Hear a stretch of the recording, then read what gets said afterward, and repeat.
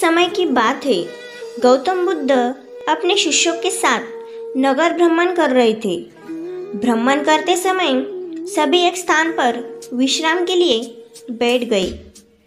समय बिताने के लिए भगवान बुद्ध ने अपने शिष्यों को एक कथा सुनाई। किसी नगर में एक व्यक्ति रहता था। उसने परदेश के साथ व्यापार किया। वैसी उसकी मेहनत फल लाई। अच्छी कमाई हुई। उसकी गिनती अब सेठों में होने लगी थी। महल जैसी आलीशान हवेली बन गई थी। वैभव और बड़े परिवार के बीच उसका जीवन बड़े आनंद से व्यतीत हो रहा था। एक दिन किसी दूसरे नगर से उसका एक संबंधी उसके पास आया। बातचीत के बाद उसने बताया कि उसके यहाँ एक सबसे बड़ा सेठ गुजर गया है।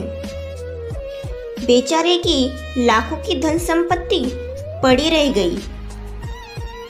उसने ये बात सहज भाव से कही थी, पर उस आदमी के मन को डगमगा गई।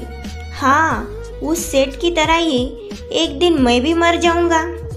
उसी क्षण उसे बार बार मौत की याद सताने लगी।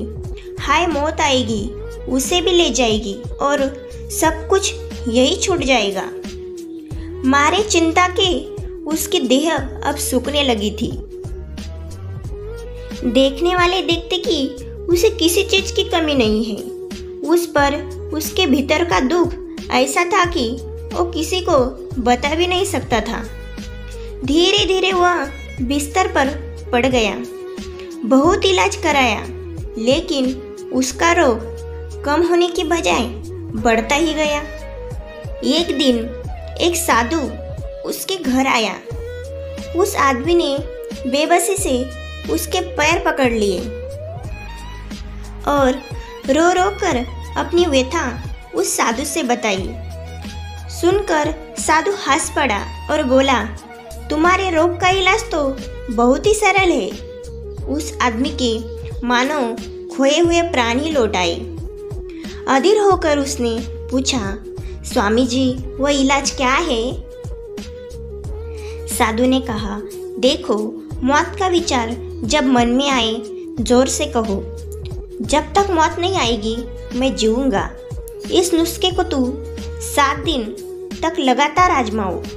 मैं अगले सप्ताह आऊंगा।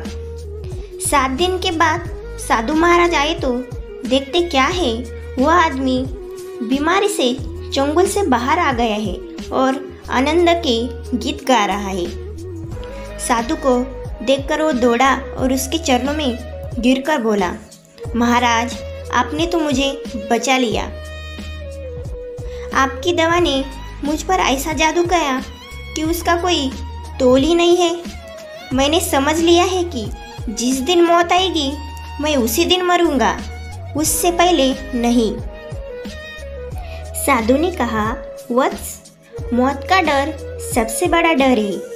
वह जितनों को मारता है, मौत उतनों को नहीं मारती।